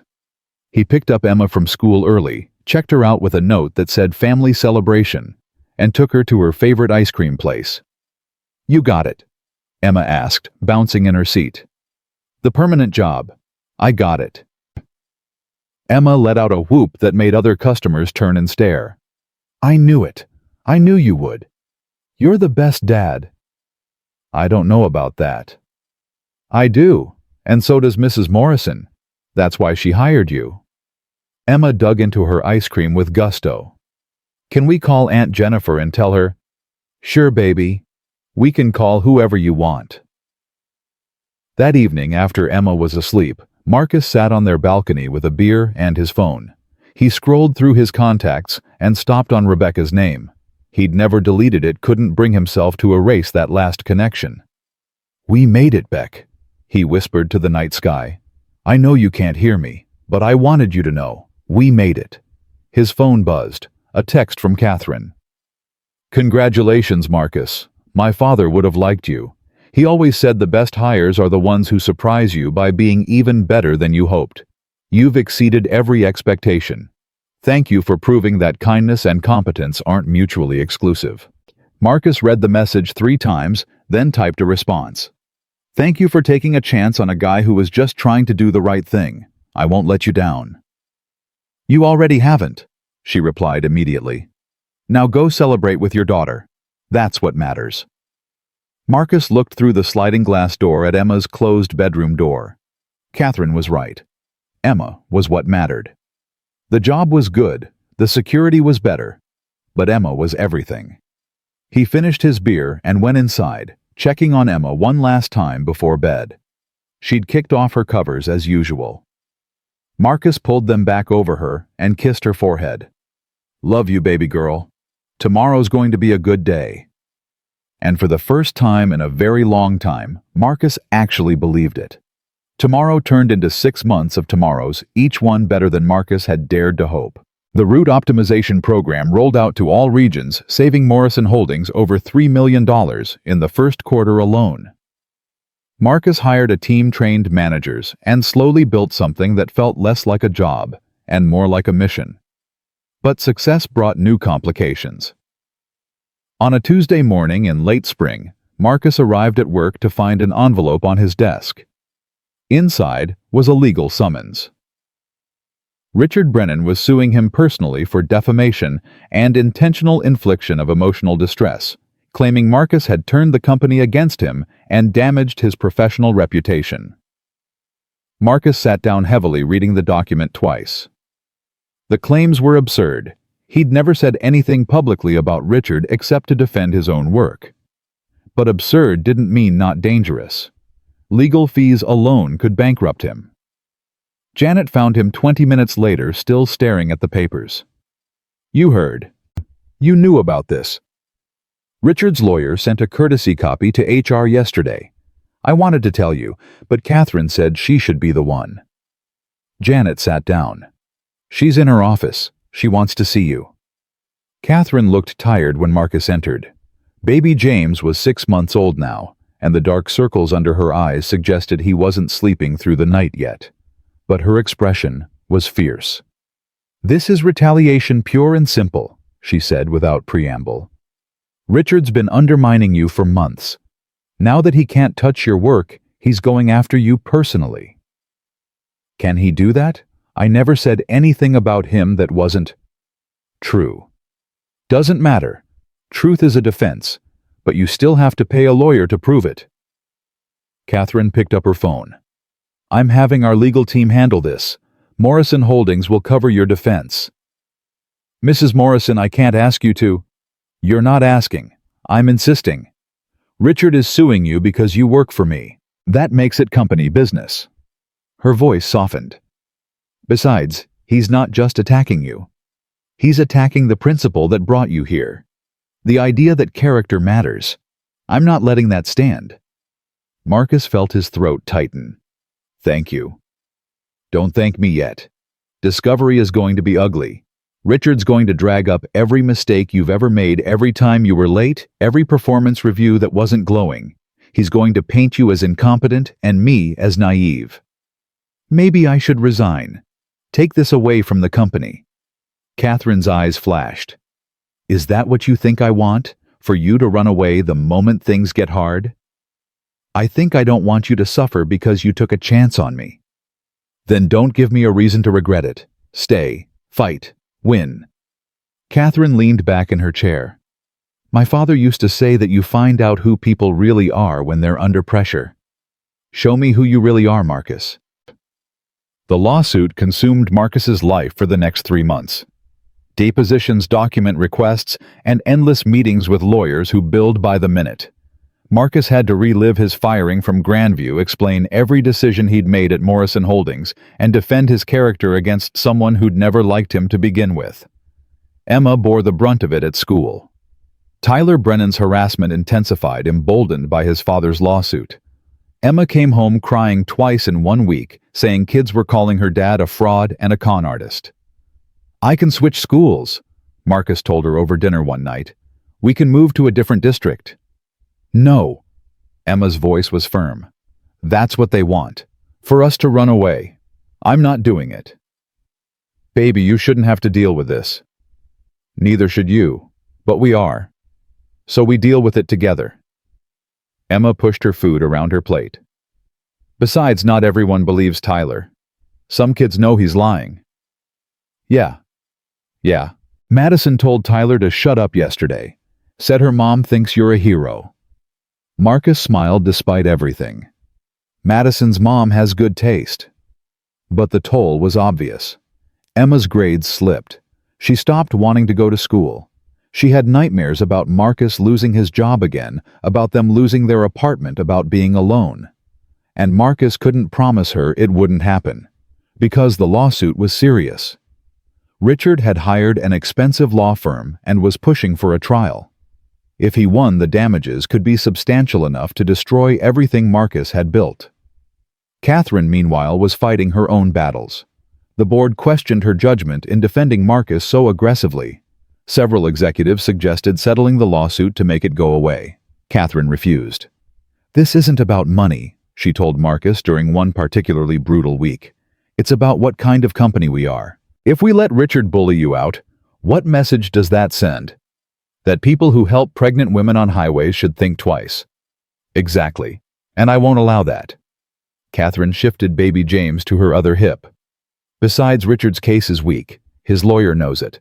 They're hoping we'll settle because it's cheaper than fighting. But what if they win? They won't, because you didn't do anything wrong and we have documentation proving it. The trial date was set for October. Marcus tried to focus on work, but the stress bled into everything. He snapped at his team over minor issues. He lay awake at night running through worst-case scenarios. He lost weight and started getting headaches that wouldn't go away. Janet finally cornered him in his office in late August. You need to take a vacation. I can't. The Western region rollout. Can wait, or someone else can handle it. Janet sat down and fixed him with a serious look. You're burning out, Marcus. I've seen it before. You think you're holding it together, but you're not. I'm fine. You're not fine. You're exhausted and stressed, and you're taking it out on people who are trying to help you. Janet softened her voice. When's the last time you did something fun with Emma? Marcus couldn't remember. We had dinner last night. That's not what I asked. When's the last time you did something fun, went to a park, saw a movie, anything that wasn't survival mode? Marcus put his head in his hands. I don't know. Then take a week off. Go somewhere. Anywhere. Get away from this lawsuit and this office and give yourself permission to breathe. That evening, Marcus asked Emma what she wanted to do if they had a week together. Her face lit up in a way he hadn't seen in months. Really? We can go somewhere. Really? Where do you want to go? Emma thought for exactly 3 seconds. The beach. Mom always wanted to take me to the beach, but we never went. The memory hit Marcus like a wave. Rebecca had talked about taking Emma to the ocean since she was born. But then came the cancer diagnosis, the treatments, the slow decline. The beach trip never happened. "Then that's what we'll do," Marcus said. "Pack your bags, kiddo. We're going to see the ocean." They left the following Saturday, driving east toward the coast. Marcus rented a small cottage in a beach town that looked like it had been frozen in 1985. The motel had a pool and was 2 blocks from the water. It was perfect. Emma saw the ocean for the first time on Sunday morning. They walked over the dunes together, and when the water came into view, Emma stopped dead. "Dad, it's so big." "Yeah, baby, it is." They spent the day building sandcastles, collecting shells, and letting the waves chase them up the beach. Emma's laughter came easier here, further from school and lawsuits and all the complicated adult problems that had been weighing on both of them. That night, after Emma was asleep in her bed, Marcus sat on the cottage's small porch and called Catherine. "How's the beach?" she asked. "Perfect. Emma's happy. That's all that matters." "Good. You both needed this." Catherine paused. "Marcus, I have news. Richard's lawyer called. They want to settle." Marcus sat up straight. "What? Why?" "Apparently during discovery, our lawyers found emails from Richard to other executives undermining your work from day one, before you'd even started. He was planning to sabotage you before you walked through the door." "Why?" "Because I hired you without his input. He saw it as a challenge to his authority." Catherine's voice hardened. "His lawyer realizes that if those emails come out at trial, Richard looks vindictive and petty. They want to settle with no admission of wrongdoing and both parties dropping all claims." "What do you think I should do?" "That's your decision. But if it were me, I'd take it. Not because you'd lose at trial, you wouldn't. But because dragging this out hurts Emma. And she's been hurt enough." Marcus looked through the window at Emma sleeping peacefully for the first time in weeks. Catherine was right. This wasn't about winning or losing anymore. It was about Emma having a normal childhood. "Tell them I'll settle, on one condition." "What's that?" "Richard leaves Morrison Holdings. I won't work in the same company as someone who tried to destroy me." "Already done. The board asked for his resignation yesterday. Apparently those emails didn't just make him look bad to us. They made him look bad to them too." Catherine laughed softly. "You won, Marcus. Not the way you expected, maybe. But you won." After they hung up, Marcus walked down to the beach. The moon was full, casting silver light across the water. He thought about Rebecca, about her dream of bringing Emma here, about how she'd wanted their daughter to see the ocean, to understand how big and beautiful the world could be. "We made it, Beck," he whispered to the waves. "It wasn't easy, but we made it." The next morning, Marcus told Emma about the settlement.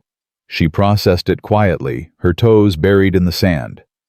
"So Mr. Brennan isn't going to be mean to you anymore." "That's right." "And Tyler can't say his dad's going to win." "Nope." Emma nodded slowly. "Good. Because I was getting tired of defending you all the time." "You don't have to defend me, baby." "Yes, I do. You're my dad. That's what kids do." Emma looked up at him. "Is this real? Are we really going to be okay now?" Marcus pulled her close. "Yeah, sweetheart. I think we really are." They spent the rest of the week at the beach building memories that Emma would carry forever. On their last day, Emma made Marcus take a picture of her standing in the waves, her arms spread wide like she was hugging the ocean. "For Mom," she explained. "So she knows we finally made it." Marcus took the picture, then pulled Emma into a hug that lasted longer than normal. "She knows, baby. She knows."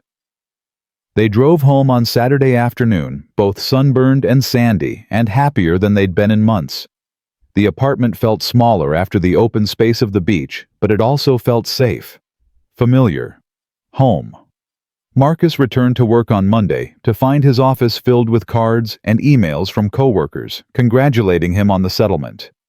Janet had organized a small celebration, complete with cake that said, "Justice served," in frosting. "You didn't have to do this," Marcus told her. "Yes, I did. You stood up for what's right. That deserves recognition." Janet handed him a card signed by half the department. "Read this later. When you're alone. Trust me." Marcus read it that evening. Inside were dozens of short messages from people he'd worked with over the past year. Some thanked him for improving working conditions. Others praised his fairness and kindness. One from a driver Marcus had helped get medical leave simply said, "You saved my job and probably my marriage. Thank you for seeing me as a person." Marcus set the card on his refrigerator next to Emma's drawings. These were the things that mattered, not lawsuits or titles or corporate politics. Just people helping people. The same principle that had led him to stop on that rainy highway a year ago. Catherine called him into her office the following week. Baby James was there happily gumming a teething ring while his mother worked. "I wanted to talk about your contract," Catherine said. Marcus's stomach dropped. "Is there a problem?" "The opposite. Your pilot program has been so successful that the board wants to expand it. Create a nationwide initiative focused on efficiency and employee welfare. They want you to lead it. Nationwide. That would be a promotion, significant raise, travel requirements, unfortunately. You'd need to visit regional offices regularly." Catherine studied him. "It's a big opportunity. But I know you have Emma to think about. Take some time to consider it." That evening, Marcus laid out the opportunity for Emma over dinner. She listened carefully, her face serious. "How much travel?" "Maybe 1 week a month, sometimes more." "Would you be gone on my birthday?" "I'd do everything I could not to be." Emma chewed her lip, thinking. "Would we have to move?" "No. Home base would still be here. And it's a good opportunity, like really good. Really good. It would mean security for us, college fund for you, maybe even a house someday instead of this apartment." Emma looked around their small kitchen, then back at Marcus. "Mom would want you to take it." "You think so?" "Yeah, she always said you were meant for big things, that you just needed someone to give you a chance." Emma smiled. "Mrs. Morrison gave you that chance. Mom would want you to run with it." Marcus felt tears burning behind his eyes. "When did you get so wise?" "I learned from the best." Emma stood and hugged him. "Take the job, Dad. We'll figure out the rest." Marcus called Catherine the next morning and accepted. The promotion came with more responsibility, more stress, and more time away from Emma. But it also came with stability and opportunity and the chance to spread his philosophy of human-centered business practices across the entire company. The first few months were brutal. Marcus traveled constantly, meeting with regional managers, implementing programs and training teams. He hired assistants who shared his vision. He created systems that rewarded kindness alongside efficiency. And slowly, the culture began to shift. Emma struggled with his absences. She stayed with Janet's family when Marcus traveled, but it wasn't the same as being home. They talked every night on video calls, but the connection felt thin and inadequate.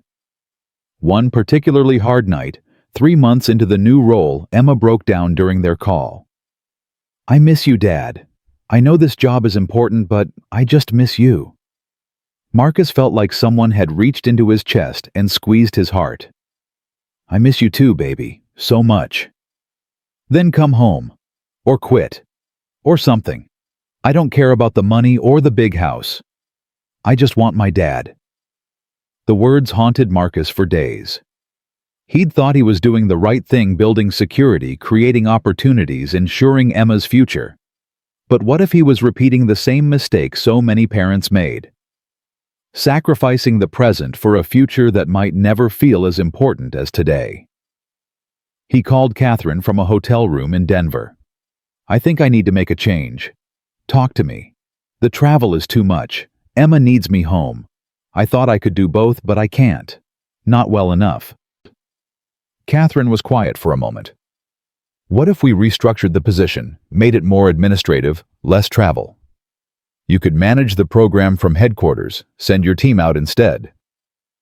Would the board approve that? The board wants results. As long as the program continues succeeding, they don't care how we structure it. Catherine paused. Marcus, you've built something remarkable. But you're right, Emma needs you more than Morrison Holdings does. Let's find a way to make both work. They restructured the role, reducing Marcus's travel to 1 trip per quarter. He hired 3 regional directors who could handle the day-to-day implementation while he managed strategy and oversight. It meant letting go of some control, trusting other people to carry out his vision.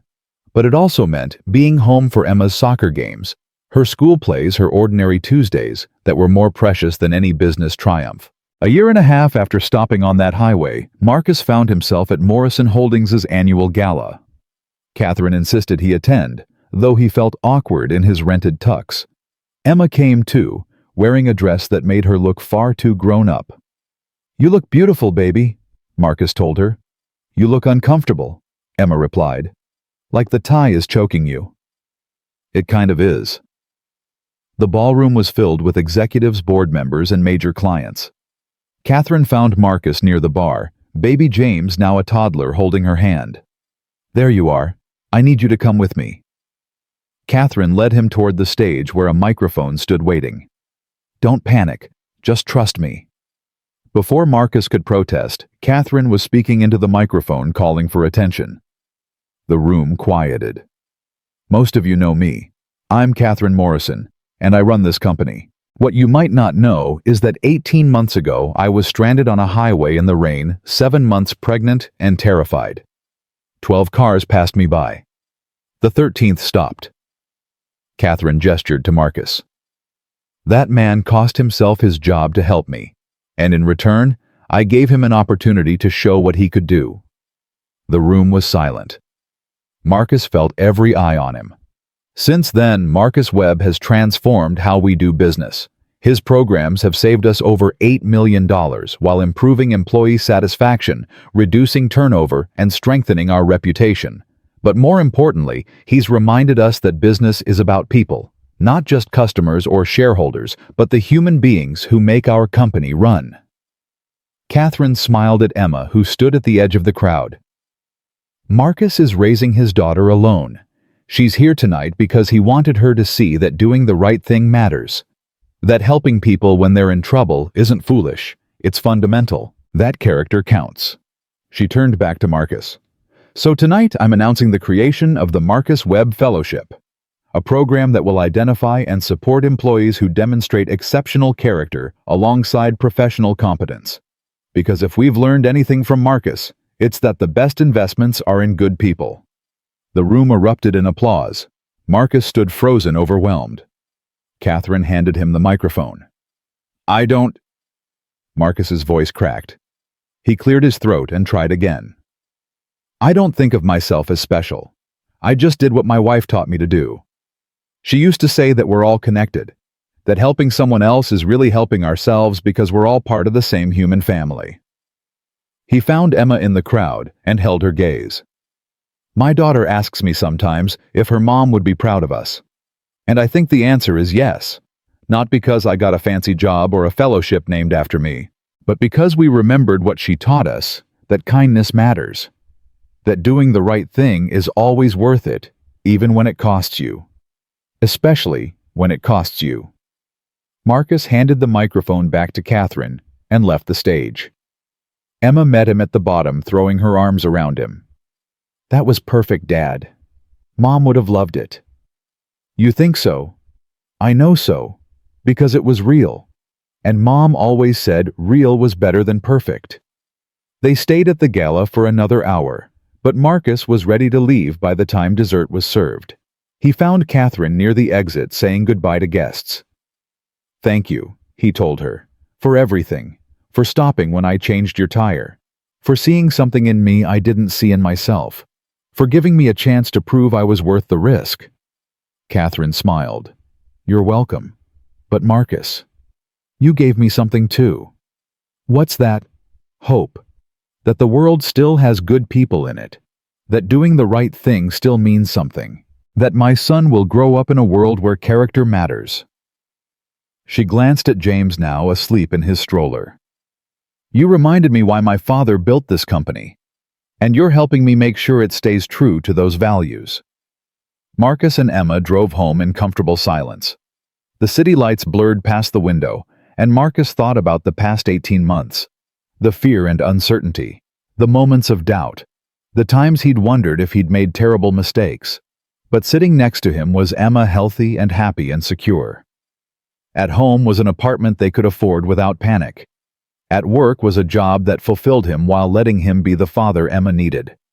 And in his heart was a sense of peace he hadn't felt since Rebecca died. Dad. Emma's voice was drowsy. Can I ask you something? Always. If you had to do it all over again, the flat tire getting fired, all of it, would you still stop? Marcus didn't hesitate. Every single time. Good, because that's who you are. That's who Mom married. And that's the dad I'm proud of. They pulled into their apartment complex, the same place they'd lived when Marcus worked at Grandview. They could afford to move now, buy a house, get a better neighborhood. But this place held memories. First steps after Rebecca died. Small victories. Hard lessons learned. Inside, Emma went straight to her room to change. Marcus stood in the kitchen looking at the refrigerator covered in Emma's drawings and his employee ID badge that now said Director, and the card from his coworkers and the photo of Rebecca smiling at the beach. His phone buzzed. A text from Catherine. Thank you for reminding me what matters. My father would have loved you. Sleep well, Marcus. You've earned it. Marcus smiled and put his phone away. He checked on Emma, who was already asleep with her stuffed rabbit tucked under her arm. He kissed her forehead and whispered the same words he said every night. Love you, baby girl. Tomorrow's going to be a good day. And standing there in the doorway of their small apartment, Marcus knew that it would be. Not because everything was perfect or easy, but because they had each other. Because they'd survived the hard times and come out stronger. Because doing the right thing, even when it cost everything, had somehow led them exactly where they needed to be. 13 cars had passed Catherine that rainy morning. Marcus was the one who stopped. And that single choice, that moment of deciding that a stranger's trouble mattered more than his own convenience, had changed everything. Not just for him, not just for Catherine, but for everyone touched by the ripples that spread from one small act of kindness on a highway in the rain. Marcus closed Emma's door and went to his own room. Tomorrow he'd wake up and go to work. Tomorrow Emma would go to school. Tomorrow would bring new challenges and small joys and ordinary moments that made up a life. But tonight, Marcus let himself feel it, the gratitude, the peace, the certainty that he'd done right by Rebecca's memory and Emma's future. He'd stopped when others kept driving. And that had made all the difference.